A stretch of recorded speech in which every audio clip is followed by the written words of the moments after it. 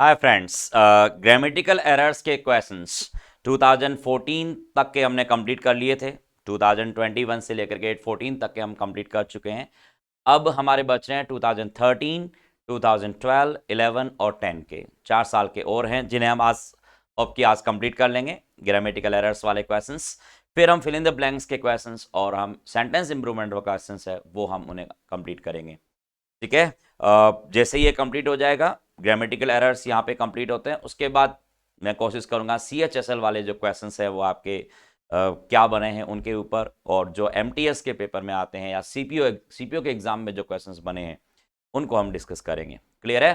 तो फिलहाल अभी जो ग्रामेटिकल एरर है इनके क्वेश्चंस क्या पूछे गए 2013 के अंदर और 12 के अंदर, देखिए समझें। यहां तक पढ़ लिया था हमने, 192 तक पढ़ लिया था। अब 2013 पहला क्वेश्चन देखो आपसे क्या कह रहा है। द यूएस, यूनाइटेड स्टेट्स के बारे में बात कर रहा है, आर्टिकल द लेगा। The US don't want India in the security council.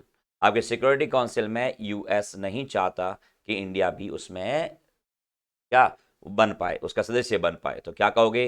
The US don't. Don't क्यों कह रहे हो? जब हम किसी कंट्री के बारे में कहते हैं तो वो हमेशा कैसी होती है? सिंगुलर होती है। तो द यूएस डोंट वांट नहीं, आपको कहना पड़ेगा द यूएस डजंट वांट। क्या कहोगे? The US doesn't want. अब आपको पता है कि डू, डज और डिड के साथ वर्ब तो आपको फर्स्ट फॉर्म ही लेनी पड़ेगी, डजंट वांट। क्लियर है? तो the US doesn't want India in the security council. ठीक है, चलिए। इजी है, आसान क्वेश्चन है, इतना ज्यादा मुश्किल क्वेश्चन आपका यहां पर है नहीं ये। ओके, चलो। सरल आते थे आपके 13, आपके 12 में बहुत इजी क्वेश्चंस बनते थे, इतने मुश्किल क्वेश्चंस नहीं आते थे। देखो, greatly to our surprise we find the ring leader was lame. देखो, यहां इस सेंटेंस में कह रहा है वॉज लेम, और फिर यहां पर कह दिया आपने फाइंड। ऑब्वियसली यहां पर फर्स्ट फॉर्म फाइंड नहीं, आपको कहना पड़ेगा फाउंड। आप एक इवेंट के बारे में बता रहे हो, पास्ट के बारे में। तो greatly to our surprise we found the ring leader was lame. ठीक है ना? तो यहां पे क्या आएगा? We found the ring leader. ठीक है ना? हमने पाया कि जो रिंग लीडर है वो क्या था? लेम था, वो लंगड़ा था। Greatly to our surprise we found. क्या कहोगे? वी फाउंड, ना कि यहां पर आप वी फाइंड कहोगे। यदि आप वी फाइंड कहते हो तो सेंटेंस यहां पे गलत जाएगा। वी फाइंड का इसका मतलब हम हमेशा ये सब पाते हैं, तो हमेशा नहीं पाते हैं। आप एक पर्टिकुलर टाइमिंग के बारे में बात कर रहे हो कि उस पर्टिकुलर टाइमिंग में आपने उसे पाया, तो क्या कहोगे? We found. ठीक है, चलिए नेक्स्ट क्वेश्चन देखिए। They have played a game last week. अब इस सेंटेंस में they have played a game last week कहना चाह रहा है, तो लास्ट वीक के बारे में बात कर रहा है, तो ऑब्वियसली यहां पर क्या करना पड़ेगा? ये प्लेड वर्ब की सेकेंड फॉर्म आएगी, तो हैव प्लेड दोनों ही गलत है, आपको प्लेड कहना पड़ेगा वैसे तो।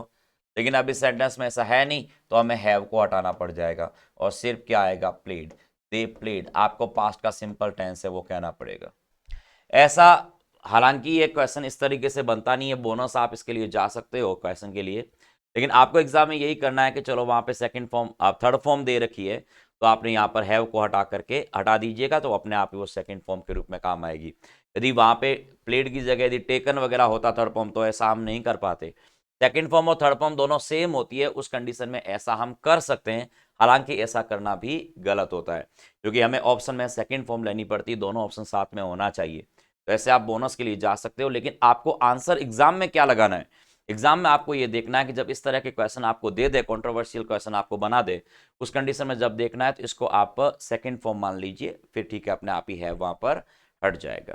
क्लियर है? आपको यही करके आना है। आपके गलत होता है तो फिर आप बोनस के लिए जा सकते हैं। ओके, चलो नेक्स्ट क्वेश्चन।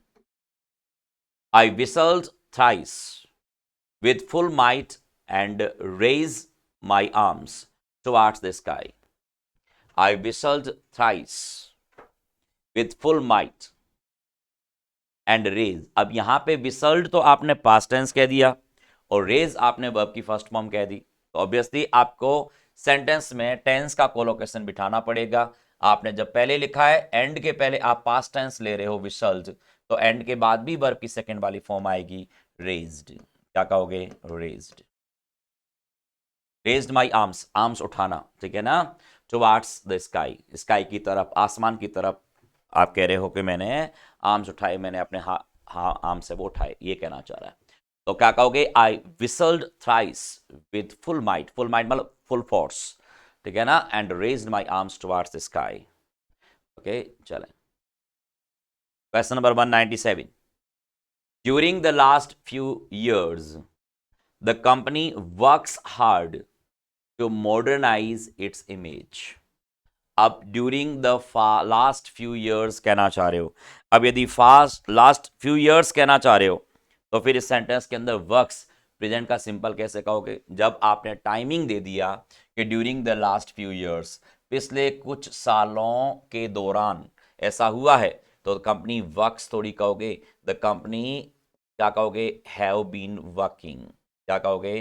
कंपनी क्या कहो? The company have been working.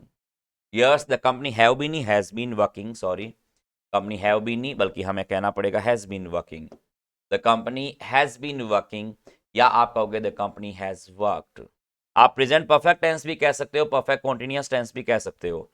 The company has worked hard. आप परफेक्ट कॉन्टिन्यूअस भी कह सकते हो और परफेक्ट टेंस भी कह सकते हो, दोनों सही है। हैज बीन वर्किंग हार्ड भी कह सकते हो और हैज वर्कड हार्ड भी कह सकते हो। इस पर्टिकुलर सेंटेंस में आप दोनों लगा सकते हो, हैज बीन वर्किंग भी, हैज वर्कड भी। टाइमिंग आपका दे रखा है during the last few years, पिछले कुछ सालों के दौरान the company has worked hard या हैज बीन वर्किंग हार्ड, ठीक है ना। या तो हैज बीन वर्किंग या आप कहोगे हैज वर्कड हार्ड। क्लियर है? तो आप इस दोनों में से कोई भी हैं वो आप यूज है वो कर सकते हो। हैज बीन वर्किंग हार्ड भी कह सकते हो और हैज वर्कड हार्ड है, उसका इस्तेमाल भी आप यहां पर कर सकते हो। चलो question number 198। We have been knowing each other since were children. आप कहना चाह रहे हो कि जब हम चिल्ड्रन थे, चाइल्डहुड के साथ भी सिंस आता है, हमने पढ़ा था, और यहाँ पे ईच अदर दो के लिए कोई दिक्कत नहीं है, लेकिन आपको पता है कि नो एक स्टैटिव वर्ब है, आपको कहना पड़ेगा वी हैव नोन। नो एक स्टैटिव वर्ब है जिसको हम आईएनजी वाली फॉर्म में चेंज नहीं कर सकते। आपको कहना पड़ेगा we have known each other since were children, जब हम बच्चे थे। Grapes can not gathered from, क्या कह रहे हो? थिसल्स। क्या गलती है यहां पर? अब कैन नॉट कह रहे हो मॉडल, और मॉडल के साथ आपने वर्ब की कौन सी वाली फॉर्म लगा दी? थर्ड फॉर्म लगा दी। अब कैन नॉट गैदर कहोगे तो ग्रैप्स तो गैदर करेंगे नहीं ना, ग्रैप्स को गैदर किया जाएगा, तो सेंटेंस होना चाहिए पैसिव वॉइस। क्या कहना पड़ेगा? Can not be gathered. Can not gathered नहीं, आपको कहना पड़ेगा कैन नॉट। आपको पता होना चाहिए दोनों एक साथ ही लिखे जाते हैं, कैन नॉट को अलग अलग लिख दिया तो वो गलत होता है। कैन नॉट, कैन नॉट को कैन से अलग नहीं करते हैं, कैन नॉट नहीं कैन नॉट एक साथ लिखना पड़ेगा। और can not be gathered, be plus verb की थर्ड फॉर्म, सेंटेंस को हमें पैसिव वॉइस में रखना पड़ेगा।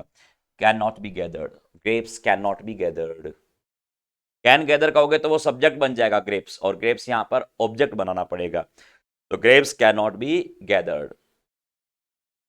Next question number 200। It's time we should accept all our people as equals and as partners in the task of building a strong and united nation. It's time we should accept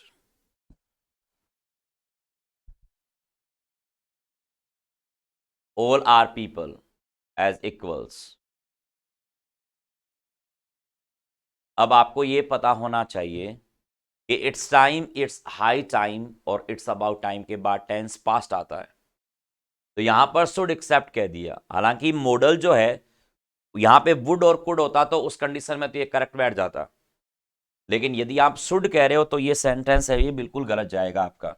it's time we should accept नहीं, आपको कहना पड़ेगा it's time we accepted. क्या कहोगे? We accepted.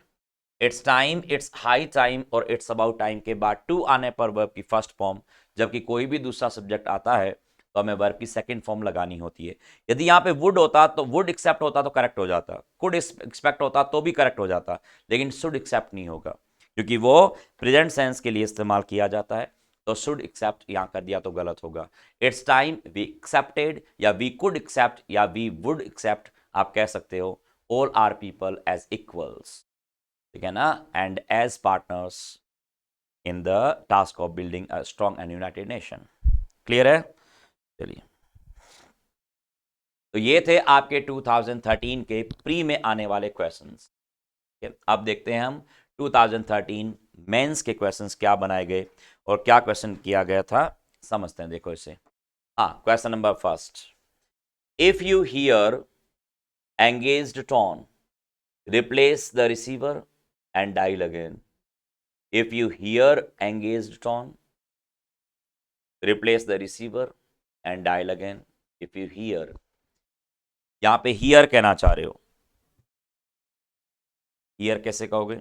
hear तो अपने आप सुनाई देने वाली बात कहना चाह रहे हो, और यहां पर engaged tone यदि आपको सुनाई दे रही, आप सुनोगे तभी तो ना, आप सुनोगे तभी की बात कर रहा है। तो hear तो अपने आप सुनाई देने वाली बात है, आपको कहना पड़ेगा listen. If you listen engaged tone, यदि आप एंगेज्ड टोन यदि आपको सुनाई देती है तो आपने रिसीवर को रिप्लेस करिए और दोबारा डायल करिए। तो इफ यू लिसन, ना कि इफ यू हियर, ठीक है ना। जो आवाजें अपने आप सुनाई देती हैं उसे हियर कहते हैं, जिन्हें हम सुनते हैं वो लिसन आता है। स्टैटिव वर्ब है, स्टैटिव वर्ब का यूज आपको यहाँ पे करना होगा। हियर एक स्टैटिव वर्ब है जो अपने आप सुनाई देने वाली क्रियाएं होती है, तो हमें लिसन कहना पड़ेगा। If you listen engage tone, replace. Next, Henry asked his wife what had she. देखो सेंटेंस के बीच में WH वर्ड आ रहा है, आपको पता है, जानते हो कि जब सेंटेंस के बीच में WH वर्ड आएगा हमें इन्वर्जन हटाना पड़ेगा। हमें क्या करना पड़ेगा? व्हाट के बाद में सी को पहले और हैड को बाद में करना पड़ेगा। व्हाट सी हैड प्रिपेयर्ड, ठीक है ना। व्हाट सी हैड प्रिपेयर्ड, पहले सब्जेक्ट आएगा फिर आपको वर्ब लगानी पड़ेगी। What she had prepared. जब सेंटेंस के बीच में WH वर्ड आता है तो हमें वहां पर इन्वर्जन को हटाना पड़ जाएगा। यदि इन्वर्जन रखा तो सेंटेंस वहां पर गलत जाएगा। क्लियर है? इजी है, ये रूल आप सब लोग जानते हो अच्छी तरीके से, हमने क्लासरूम में भी पढ़ा है इसे। बहुत इजी है, बहुत आसान सवाल है। 203, who arranged the chairs. Who arrange the chairs, who अपने आप में ही सब्जेक्ट बन गया क्योंकि आपने सीधी वर्ब लगा दी, यहां पर वर्ब की सेकंड फॉर्म लगा रहे हो। द चेयर्स, सेंटेंस में किसी भी तरह की कोई गलती नहीं है, सेंटेंस एरर फ्री है। Who arrange the chairs, chairs को किसने अरेंज किया? आपको पता है जब हु सब्जेक्ट बनता है तो वर्ब की फर्स्ट फॉर्म और सेकंड फॉर्म सीधी आ जाती है। आप इसमें ऐसे कह दिया who did arrange the chairs तो गलत हो जाएगा सेंटेंस आपका। यहाँ डिड अरेंज करने पर सेंटेंस गलत हो जाएगा। किसी के मन में यदि ये ख्याल आता है कि यहाँ पर अब डिड अरेंज क्यों नहीं किया, तो वो बिल्कुल गलत होगा। डिड अरेंज हम उस कंडीशन में करेंगे जब हु सब्जेक्ट नहीं बल्कि ऑब्जेक्ट बनेगा, ठीक है ना। यहाँ तो सब्जेक्ट ही हु बन रहा है, अरेंज के पहले कोई दूसरा सब्जेक्ट है ही नहीं, तो who arranged the chairs. Question number 205, it's high time we renovate our old house. Obviously it's time, it's high time और इट्स अबाउट टाइम के बाद आने वाला टेंस पास्ट होता है। तो यहां पर वी रिनोवेट नहीं कहोगे, क्या कहोगे? We renovated. क्या कहोगे? We renovated. तो it's high time we renovated our old house. तो यहाँ रिनोवेट नहीं, हमें रिनोवेटेड वर्ब की सेकंड फॉर्म कहनी पड़ेगी।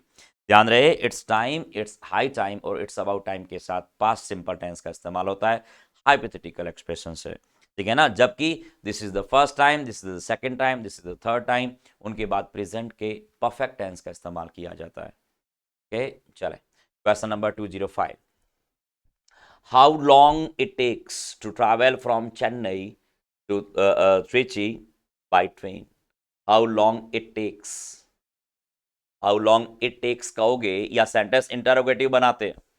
अब सेंटेंस यदि इंटरोगेटिव बनाया है तो हाउ लॉन्ग इट टेक्स कैसे कहोगे? सेंटेंस में इंटरोगेटिव तो बनाना पड़ेगा, साथ सेंटेंस तो क्वेश्चन मार्क कह रहा है, तो कितना लंबे समय लगता है। हाउ लॉन्ग डज इट है तो डज ही कहना पड़ेगा, डज इट टेक। डज के साथ इट, आपको इट भले लगाओ लेकिन डू डज के साथ तो वर्ब तो प्लूरल ही करनी पड़ेगी। आपको कई बार ऐसे गलती भी दे सकता है, डज इट टेक्स, तो आपको पता है इट के साथ तो टेक्स आता है लेकिन डज के साथ टेक्स कैसे लगाओगे, वो गलत हो जाएगा। तो आप कहोगे क्या? Does it take, how long does it take to travel from Chennai to Trichy by train. Chennai से त्रिची जाने के लिए ट्रेन कितना लंबा समय लेती है? तो how long does it take to travel? चलो question number 206, I was laying down when the door bell rang. जब डोर बेल जो बजी उस दौरान मैं क्या, I was lying down in the, I was lying down, बोलो। अब यहां पर लेइंग डाउन कह रहा है, लेइंग डाउन का मतलब तो रखना होता है, ले का मतलब तो रखना होता है। आप कह रहे कि मैं नीचे रख रहा था जब डोरबेल बजी, आप किसको नीचे रख रहे थे? आप नीचे नहीं रखे, आप वहां पड़े थे। आई was lying down, LYING, I was lying down, ना कि आई वॉज लेइंग डाउन। ठीक है ना? जो लाई वर्ब होती है, एक लाई होती है जिसका मतलब होता है पड़े रहना, एक ले होती है जिसका मतलब होता है रखना, कोई वस्तु वगैरह रखते हो, या अंडे देने के अर्थ में आता है, अंडे देना इस अर्थ में आ रहा है। तो इस लाई की जो सेकंड वाली फॉर्म है वो ले है, ठीक है ना? लेकिन इसकी जो सेकंड वाली फॉर्म है वो लेड है, और इसकी जो आईएनजी वाली फॉर्म होगी वो लाई पड़े रहने वाले की लाइंग होगी, और इसकी जो थर्ड आईएनजी वाली फॉर्म होगी वो लेइंग होगी। अब यदि लेइंग कहना चाह रहे हो तो लेइंग का मतलब तो है रखना।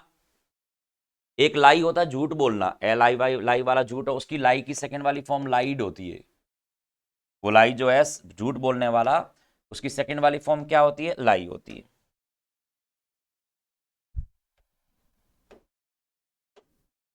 एक लाई होता है, इसका मतलब होता है झूठ बोलना, उसकी सेकंड वाली फॉर्म लाइड है, और थर्ड वाली फॉर्म भी लाइड है, यानी आईएनजी वाली फॉर्म इसकी भी लाइंग है, झूठ बोलने वाले की, और लाई पड़े रहने वाले की भी लाइंग है, झूठी, इसकी भी आईएनजी वाली फॉर्म है। ठीक है ना? लेकिन इस ले की लेड, इसकी जो थर्ड फॉर्म है वो लेन है,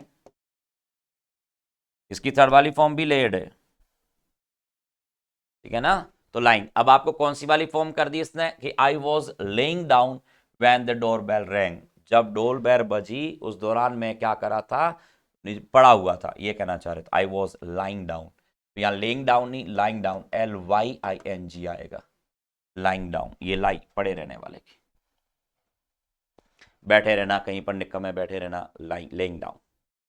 तो I was lying down when the door bell rang, जब डोरबेल बजी उस पर्टिकुलर टाइमिंग के दौरान आप क्या कर रहे थे? एक टेम्परेरी एक्टिविटी वहां पर कर रहे थे, उस समय से पहले आपने कोई एक्टिविटी कर दी तो वहां पे हैड लेट डाउन करना पड़ेगा। ठीक है ना? वो उससे पहले की एक्टिविटी, और इसका मतलब है सेंटेंस का कि उस दौरान आप ऐसा काम कर रहे थे। यदि उस समय से पहले कोई काम कर दिया होता तो वो हैड लेट डाउन होता वहां पर।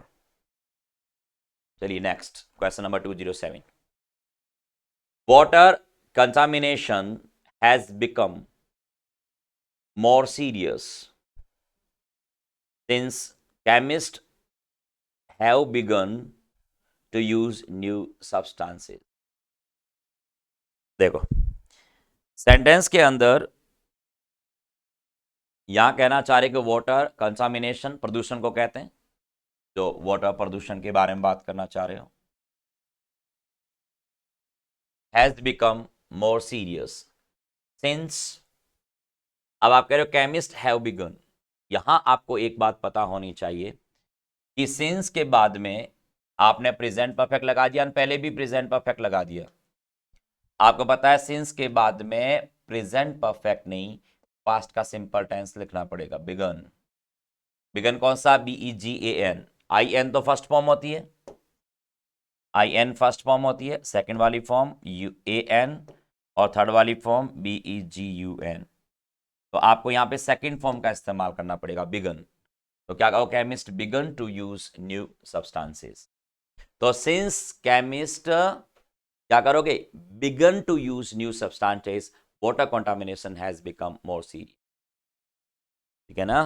तो यहां पे आपको कहना पड़ेगा बिगन, जब से उन्होंने ये स्टार्ट किया है तब से लेकर अब तक प्रदूषण है वो बढ़ गया है, ये कहना चाह रहे हो। तो बिगन, BEGAN, बिगन के बाद टू इन्फिनेटिव आता ही है, बिगन स्टार्ट करना, तो कोई काम करना ही स्टार्ट करोगे ना तो टू इन्फिनेटिव आएगा यहां पर। तो since chemist began to use, यहां पर की सेकंड वाली फॉर्म लगानी पड़ेगी। बिगिन या वर्ब की कौन सी वाली फॉर्म है, सेकंड फॉर्म है। इसका इस्तेमाल आपको यहाँ पर करना पड़ेगा। एक इजी आसान सवाल है, ज़्यादा मुश्किल नहीं है। सिंस का रूल हमने पढ़ा है कि सिंस वाला क्लोज पास्ट के सिंपल में आएगा, उसके साथ वाला क्लोज प्रेजेंट परफेक्ट या प्रेजेंट के परफेक्ट कॉन्टिन्यूस टेंस में आएगा। तो सिंस के बाद हम पास्ट का सिंपल लगा रहे हैं बिगिन, और उसके पहले हैज़ बिकम हम प्रेजेंट का परफेक्ट टेंस यूज कर रहे हैं। क्लियर है? चलो question number 208। Due to inflation the cost of living escalated in the last 1 year। escalate मतलब बढ़ जाना, in the last 1 year। अब ड्यू टू इन्फ्लेशन कहना चाह रहे हो, और द कॉस्ट ऑफ लिविंग, और अब आप कहना escalated in the last 1 year। अब इन द लास्ट 1 year के बारे में कहना चाह रहे हो, और वहां से ऐसा हुआ है, और केवल आप पास्ट टेंस कहना चाह रहे हो, पास्ट टेंस नहीं। यहां ड्यू टू का मतलब है सिंस का मतलब कहना चाह रहे हो। जब से कॉस्ट ऑफ लिविंग है, जो इन्फ्लेशन है, इसके कारण ऐसा हुआ है, तब से लेकर अब तक पिछले 1 साल से ऐसा हुआ है। तो एस्केलेटेड की जगह हमें कहना पड़ेगा हैज एस्केलेटेड। Has escalated. आपको प्रेजेंट परफेक्ट टेंस लगाना पड़ेगा, हैज एस्केलेटेड, क्योंकि यहां पर इन द लास्ट 1 year लिखा हुआ है, तो टेंस प्रेजेंट से जुड़ा हुआ है, और टेंस प्रेजेंट से जुड़ा हुआ है तो हमें पास्ट का सिंपल नहीं, बल्कि हमें प्रेजेंट का परफेक्ट टेंस यहां पर यूज करना पड़ेगा, ना कि पास्ट का सिंपल टेंस आप यूज करोगे। तो प्रेजेंट परफेक्ट। तो due to inflation the cost of living escalated in the last 1 year। Clear है? चलो, तो ये थे 2013 के प्री और मेंस के क्वेश्चंस। ठीक है ना? ओके, अब आती है बारी 2012। 2012 प्री के एग्जाम में पूछे गए क्वेश्चंस। क्या क्वेश्चंस थे? ज्यादा क्वेश्चंस नहीं थे, इक्का दुक्का ही आए थे, ज्यादा नहीं आए थे, लेकिन देखते हैं क्या क्वेश्चन आपका बना हुआ है, समझते हैं इसको। हाँ, world is producing enough for every citizen, but still there is hunger and malnutrition, and it is continuing year after year, day by day। तो it is continuing कहोगे या it has been continuing कहोगे? अब यहां पर year after year कहना चाह रहे हो, 1 साल के बाद 1 साल के बाद 1 साल आपको चलता ही रह रहा है, तो ऑब्वियसली यहां पर परफेक्ट कॉन्टिन्यूअस टेंस कहना पड़ेगा कि वो चलता ही जा रहा है। तो इट इज नहीं, हमें कहना पड़ेगा it has been. It has been continuing, क्या कहोगे? इज हैज बीन कंटिन्यूइंग, क्योंकि आपको पता है कि कॉन्टिन्यूअस टेंस में जब भी आप टाइमिंग का जिक्र करते हो, जब भी कॉन्टिन्यूअस टेंस में टाइमिंग ऐड करते हो, तो वो परफेक्ट कॉन्टिन्यूअस टेंस में क्या हो जाता है? कन्वर्ट हो जाता है। कॉन्टिन्यूअस में टाइमिंग ऐड करते ही तो परफेक्ट कॉन्टिन्यूअस बनता है। यहां ईयर आफ्टर ईयर कहना चाह रहे हो, तो लगातार ऐसा होता आ रहा है, तो आप कहोगे कि इट हैज बीन कंटिन्यूइंग। क्या कहोगे? It has been continuing year after year. तो वर्ल्ड इज प्रोड्यूसिंग इनफ, ठीक है ना, फॉर एवरी सिटीजन। आपके विश्व जो है हर एक नागरिक के लिए बहुत अच्छी और अच्छी मात्रा में प्रोड्यूस कर रही चीजें, है ना, लेकिन फिर भी स्टिल मतलब अभी भी क्या है? देयर इज हंगर, ठीक है ना, अभी भी क्या है? भूख, और जो मेल न्यूट्रिशन जो है लोगों में, जो बिल्कुल जो क्या पोषक तत्व उन्हें नहीं मिल पा रहे हैं। And it has been continuing year after year, और दिनों दिन सालों दर सालों ये जारी ही है, चलता ही आ रहा है, ये कहना चाह रहा है। चलो क्वेश्चन नंबर 210, बताएं क्या आएगा। Nature has denied us the power of closing our ears, which she gave in respect of our eyes। बताओ क्या होना चाहिए? आसान है, नेचर हैज डिनाइड अस। अब nature has denied us the power of closing our ears, which she has given. She gave थोड़ी कहोगे, she has given, which she has given in respect of our eyes, ठीक है ना, जो कि उसने हमें, यहां सी हमने नेचर के लिए लगाया है, ठीक है ना, हालांकि नेचर के लिए इट आना चाहिए था, लेकिन आप सी भी लगा सकते हो कुछ सर्टन कंडीशंस में। तो nature has denied us the power of closing our ears which she has given in respect of our eyes, है ना, जो कि हमें आंखों के रूप में दिया है, ठीक है ना। आप ये कहना चाह रहे हो कि नेचर ने हमें हमारे कान को बंद करने का पावर नहीं दिया, कि हम अपने कानों को बंद नहीं कर सकते, लेकिन हम अपनी आंखों को बंद कर सकते हैं, है ना। Which she has given in respect of our eyes, हमारी आंखों के लिए जो हमारी आंखों को जो वरदान दिया है वो हमारे कानों को नहीं दिया। आंखें हम बंद कर सकते हैं, कान हम बंद नहीं कर। Some of the people were standing on the street, on the street होता, ध्यान रखना, इन द स्ट्रीट नहीं होता, on the street. Watch cricket match while others were sitting, या वॉच क्रिकेट मैच कह रहे हो, ओबियसली नॉर्मल है, आप लोग सभी वाकिफ हैं इन चीज़ों से। Some of our people were standing on the street watching cricket match, क्या कहोगे? सेंटेंस में वर्ब को लोकेशन बिठाना पड़ेगा, watching cricket match while others were sitting, ठीक है ना। तो यहां पर वर तो दोनों में सेम काम कर गया, ठीक है ना। तो standing on the street watching cricket match while others were sitting, ठीक है, आईएनजी वाली फॉर्म आएगी, जिरंड इस्तेमाल आपको करनी पड़ेगी, या वर्ब नहीं है, आईएनजी वाली फॉर्म जिरंड है। चलिए, ये था आपके प्री 2012 में, 3 ही क्वेश्चन बनाए गए, 3 क्वेश्चन आए, ज़्यादा नहीं आए प्री 2012 में। अब देखो 2012 मेंस, 2012 मेंस के क्वेश्चंस क्या हैं समझते हैं, देखिएगा मेंस के क्वेश्चंस में क्या दे रखा है समझें।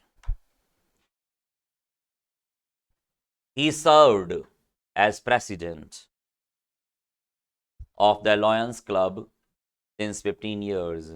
पहली बात तो यहाँ since 15 years नहीं, for 15 years। क्या कहोगे? for 15 years, एक तो ये गलती है, लेकिन he served नहीं आ गया, he has served, क्या कहोगे? he has served। ये बोनस के लिए गया था क्वेश्चन, इसमें 2 एरर दे दी इसने, सर्व्ड भी नहीं आएगा, he has served, he has served as president of the Lions Club for 15 years, so he had served as president for the Lions Club for 15 years, है ना। हालांकि पास्ट सिंपल में बोला जा सकता है सेंटेंस को प्रेजेंट परफेक्ट की जगह, लेकिन होना चाहिए था हैज सर्व्ड, ये बोनस के लिए गया हुआ क्वेश्चन है, मैं बकायदा माना आप और बोनस दिया भी गया, हैज सर्व्ड किया गया वहां पर, और फॉर 15 ईयर्स आएगा। हाँ, when at last we got to the theatre the much published programme by the Bollywood stars was begun क्या है ये? वॉज बेगम थोड़ी होता है, वॉज बिगन, क्या कहोगे? वॉज बिगन, वॉज बिगम नहीं, बॉलीवुड स्टार्स द प्रोग्राम है जो क्या हो गया, हैड बिगन, ना कि वॉज बिगम। ये तो टाइपिंग प्रॉब्लम कर दिखा है इसने, क्या कहोगे? हैड बिगन, जो हो गया था, हैड बिगन, क्या कहोगे? हैड बिगन, ना कि यहां पर बिगम कहोगे। When at last we got to the theatre, जब हम अंततः थिएटर में पहुंचे, द मच पब्लिश्ड प्रोग्राम जो था, जो बॉलीवुड स्टार्स के द्वारा वहां पे होने वाला था, जो शुरू हो गया था, हैड बिगन। दो पास्ट के टेंस आ रहे हैं यहाँ पर, जो काम बाद में हो रहा है वो आप सिनेमा बाद में पहुंच रहे हो तो वर्ब की सेकंड फॉर्म लगा रहे हो, और जो पहले स्टार्ट हो गया तो पास्ट का परफेक्ट लगा रहे हो। पास्ट के 2 इवेंट में जो काम पहले हो गया था उसे पास्ट के परफेक्ट से, और जो काम बाद में हुआ था उसे पास्ट के सिंपल टेंस से लिखना होगा। तो आप सिनेमा जो थिएटर है वो तो आप बाद में पहुंचे, और अब जो शो है वो पहले ही शुरू हो गया था, है ना। चलिए, थिएटर रंगमंच होता है, सिनेमा नहीं। हाँ, tell me when you are going to come home, when you are going to come home, you are going to home sentence में क्या है, गोना वाला सेंटेंस है, you are going to come home, ठीक है ना। तो सेंटेंस में क्या कहना पड़ेगा, tell me when you are going to come home. अब यदि आपने ऐसे लग रहा होगा कुछ लोगों को कि यहाँ पे when are you going to come on होना चाहिए, सेंटेंस में इन्वर्जन नहीं होगा, सेंटेंस के बीच में WH वर्ड है, सेंटेंस में नो एरर है, सेंटेंस में किसी तरह की कोई गलती नहीं है, क्योंकि सेंटेंस इंटरोगेटिव कुछ दिया ही नहीं है, कोई एरर नहीं है, ठीक है ना। तो tell me when you are going to come home, तुम घर कब आ रहे हो, बताओ तू घर कब आने वाला है। He live in the house since 1990, तो ही लिव थोड़ी कहोगे, ही हैज बीन लिविंग, क्या कहोगे, ही हैज बीन लिविंग। कितने आसान सवाल आया करते थे, आज भी आते हैं। He has been living in this house since 1990, 1990 से वो यहाँ पे इस घर में रह रहा है, आसान है।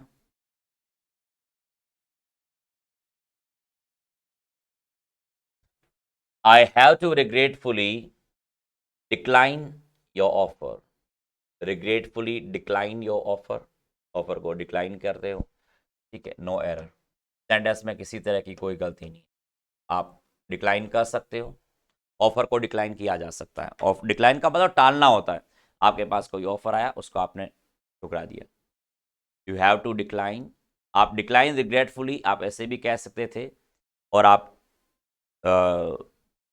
क्या बीच में भी लगा सकते हो, इनफैक्ट आप यूज कर सकते हो यहाँ पर, तो बीच में लग जाएगा, टू डिक्लाइन के बीच में लगा दो रिग्रेटफुली, सेंटेंस करेक्ट है, सेंटेंस में कोई एरर है वो यहाँ पर नहीं है। ये हो गए 2012 के क्वेश्चंस मेंस वाले। अब देखो 2011 प्री के क्वेश्चंस क्या है समझते हैं, देखिएगा। वी हैव डिस्कसिंग, हैव के साथ आईएनजी वाली फॉर्म सीधी तो कैसे लगाओगे, आपको कहना पड़ेगा perfect continuous. We have been discussing all the known mechanism of physical growth, we have discussed नहीं, वी हैव बीन डिस्कसिंग, या तो कहोगे वी हैव डिस्कस्ड और या कहोगे वी हैव बीन डिस्कसिंग, या तो हैव बीन डिस्कसिंग कहोगे या वी हैव डिस्कस्ड, दोनों में से कोई भी एक आ जाएगा, वी हैव डिस्कस्ड,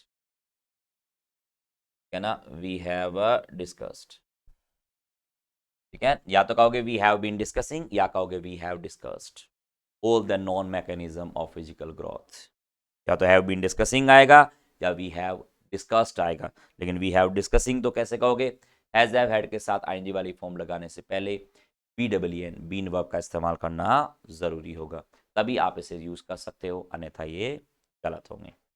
क्लियर है, चलिए नेक्स्ट।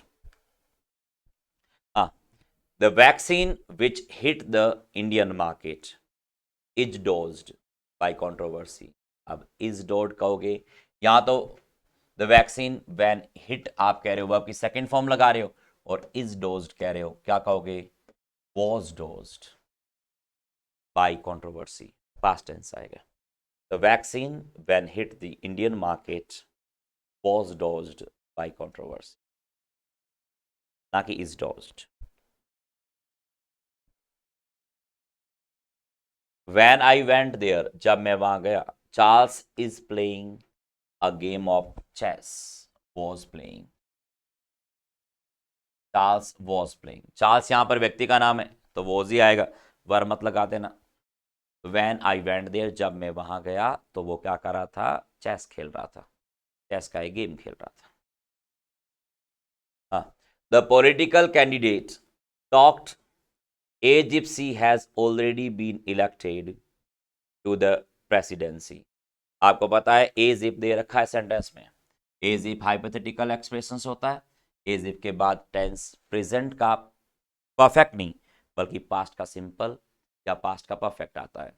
अब यहां पर पास्ट का क्या कर दिया, टॉक्ड, सेकंड वाली फॉर्म दे रखी है, तो यहां पर हैज बीन नहीं, आपको कहना पड़ेगा had already been. So the political candidate talked as if she had already been elected to the presidency. She had already been elected. आपको पता है कि एज इफ और एज दो से पहले यदि पास्ट का सिंपल प्रेजेंट का सिंपल होता है तो हम पास्ट का सिंपल लगाते हैं, लेकिन यदि पास्ट का सिंपल है तो पास्ट का परफेक्ट आ जाएगा, और यहां पर पैसिव वॉइस है, तो she had already been elected, क्या कहोगे, she had already been elected to the presidency, as if. है ना। जो पॉलिटिकल कैंडिडेट है वो ऐसे बात कर रहे थे जैसे कि उसे प्रेसिडेंसी के लिए इलेक्ट कर दिया गया है। तो ये थे 2011 के प्री के क्वेश्चंस। 2011 मेंस के अंदर टेंस के क्वेश्चंस बनाए नहीं गए। तो 2010 के मेंस के क्वेश्चंस यहां पर देखते हैं। 2012 मेंस, 2010 प्री तक हो गए। अब देखो नहीं, प्री 2010 12 के 11 के मेंस के नहीं है, 11 मेंस में नहीं पूछे गए। अब देखो सीधा ईयर 1 2010 2010 के प्री के एग्जाम में जो क्वेश्चन पूछा गया उस क्वेश्चन को देखो। It's time you decide on your next course of action. Obviously इस time it's high time, it's about time के बाद टेंस क्या आएगा, पास्ट आएगा, decided. It's time you decided on your next course of action. समय आ गया है कि आपको आगे क्या करना है उसके बारे में डिसीजन लें। क्लियर है? चलिए, तो ये प्री 2010 का क्वेश्चन है। अब देखो मेंस 2010 आखिरी पड़ाव, ठीक है ना। जो 2010 तक हमें पढ़ना था, 2010 से 2021, ठीक है ना। टोटल हमारे 12 साल का जो मैटर है वो हमने पढ़ा है, कंप्लीट किया है। चलो कर रहे हैं, कंप्लीट होने वाला, ऑलमोस्ट कंप्लीटेड। हाँ, I wonder why are you tinkering with the wire, you might get a shock. Obviously why are you थोड़ी कहोगे, सेंटेंस के बीच में डब्ल्यू एच वर्ड है, वाई यू आर, क्या कहोगे, वाई यू आर टिंकरिंग, छेड़खानी करना, वायर से छेड़खानी करना। तो why you are tinkering with your with the wire. The families are living in Gulmoha Park for the last 2 decades. For the last 2 decades तो correct है, लेकिन आर लिविंग कैसे कहोगे? जब आप कॉन्टिन्यूस टेंस में टाइमिंग लगाओगे तो सेंटेंस परफेक्ट कॉन्टिन्यूस आएगा। क्या कहोगे? The families have been living, क्या कहोगे? Have been living in Gulmohar park. इस सेंटेंस को हमने क्लासरूम में भी डिस्कस किया था। The families have been living in Gulmohar park for the last 2 decades। या सिंस द लास्ट 2 decades करके भी एरर आपको दी जा सकती है। हाँ, lay your books aside and lay down to rest for a while. Lay your books aside, अब lay तो रखने के अर्थ में अभी भी पढ़ा था, यहां ले का मतलब तो रखना होता है। रखने के अर्थ में सेकंड वाली फॉर्म कोई दिक्कत नहीं। ले योर बुक्स असाइड, अपनी बुक को साइड में रखो, और lay down to rest for a while, और थोड़ी देर के लिए रेस्ट करने के लिए आप लेट जाओ। तो पड़े रहने के अर्थ में आप यहां पर ले डाउन तो वापस रख दो। क्या रखने की बात कर रहा है? आपको कहना पड़ेगा लाई डाउन। क्या कहोगे? Lie down. सेंटेंस इंपेरेटिव है, इंपेरेटिव सेंटेंस है, दोनों में आपको वर्ब की फर्स्ट फॉर्म कहनी पड़ेगी। तो ले, वहां पर ले भी फर्स्ट फॉर्म है और यहां पर लाई भी फर्स्ट फॉर्म है। तो lay your books aside and lie down to rest for a while, अपनी किताबें साइड में रख के थोड़ी देर के लिए वहां लेट जाओ, वहां पे रेस्ट कर लो, आराम कर लो। ठीक है, इस अर्थ में आ रहा है। इजी है। तो lie down. Next question 225। My uncle has left for Bombay last Saturday. Last Saturday कहोगे तो हैज लेफ्ट कैसे आएगा? लेफ्ट आएगा ना, मतलब लास्ट सैटरडे की बात कर रहा है। तो हम प्रेजेंट का परफेक्ट टेंस क्यों लगाएं? हमें लगाना पड़ेगा पास्ट का सिंपल। क्या कहोगे? पास्ट का सिंपल। ओके, चलिए question number 226। Shyam is telling that I have stolen his pen. Shyam is telling, Shyam बता रहा है कि I have stolen his pen, मैंने उसका पेन है वो चुराया है। श्याम इज टेलिंग नहीं, Shyam tells that. Shyam is telling नहीं, श्याम टेल्स दैट। टेल्स ना कि इज टेलिंग, बता रहा है नहीं, श्याम बताता है कि। आपको सिंपल टेंस यूज करना है, ना कि इज टेलिंग। तो Shyam tells that I have stolen his pen.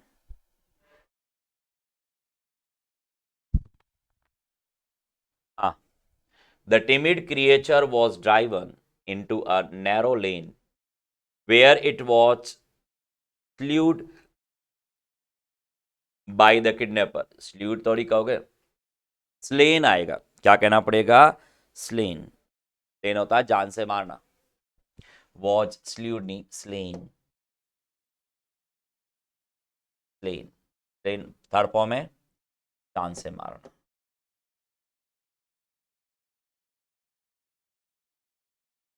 Slain bye the kidnapper.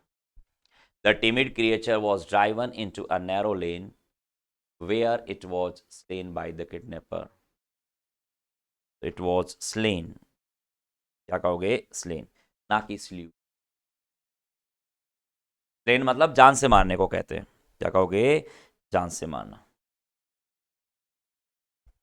चलिए अगला question. The river is in its state and it has, कितनी बार पढ़ लिया हमने? ओवरफ्लो नहीं, ओवरफ्लोड होगा।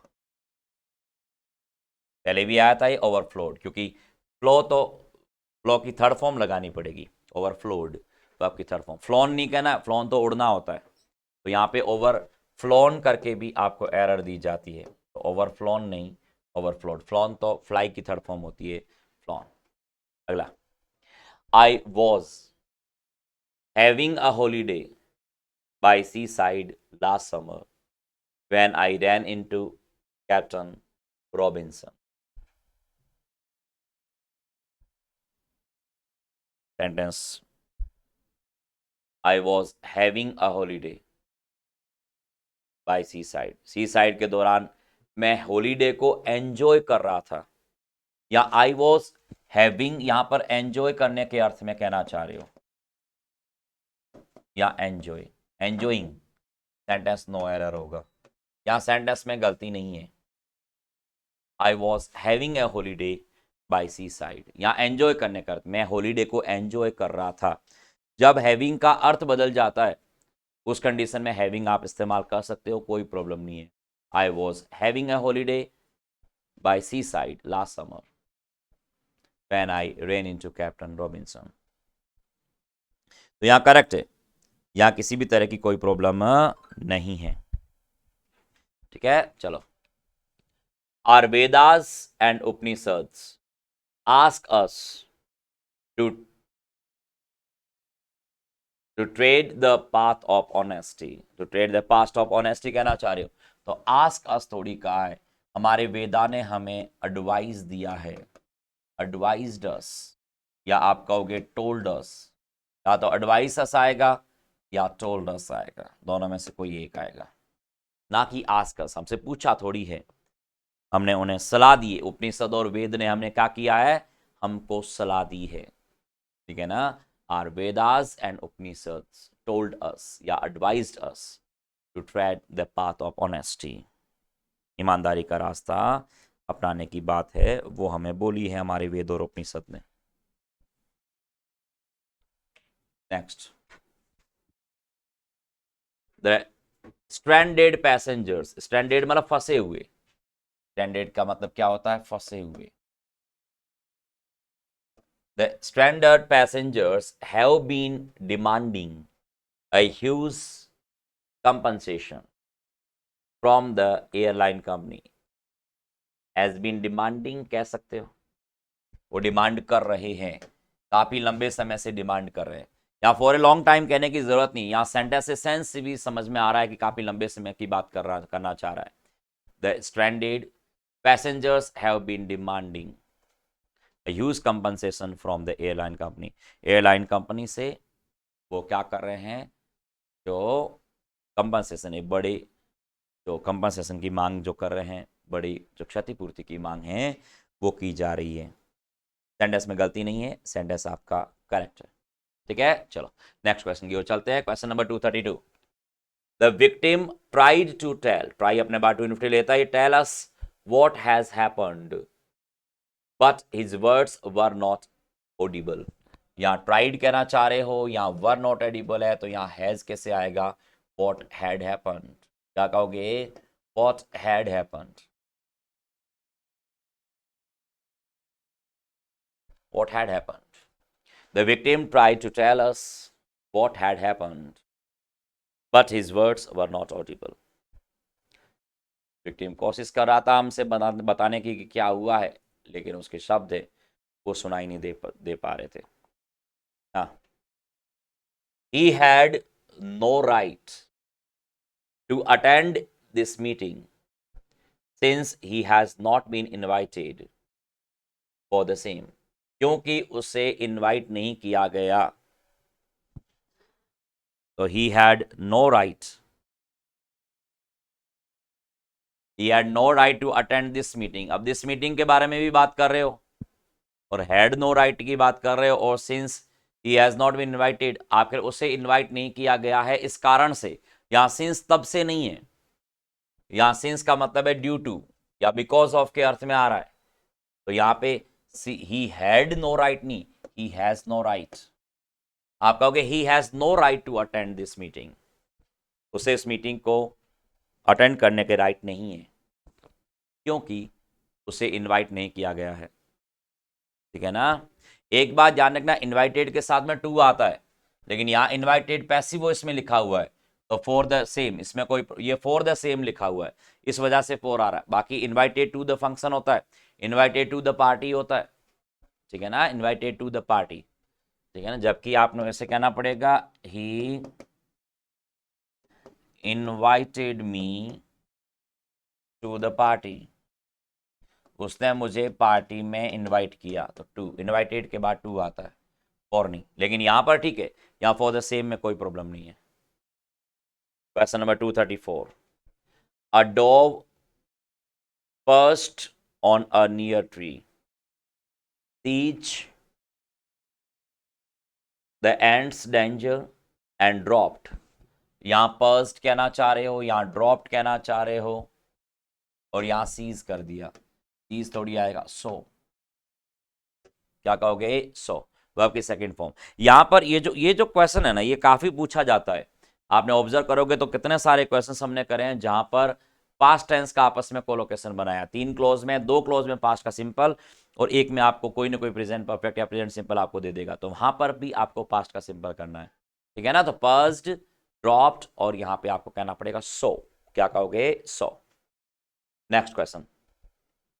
Last year, 2 Italian prisoners of war escapes from a prison from me up. मी नहीं, यहां पे मी गलती से छप गया, ये मी है ही नहीं. अब पढ़ो. Last year, 2 Italian prisoners of war escaped from a prison camp in Kenya during the war.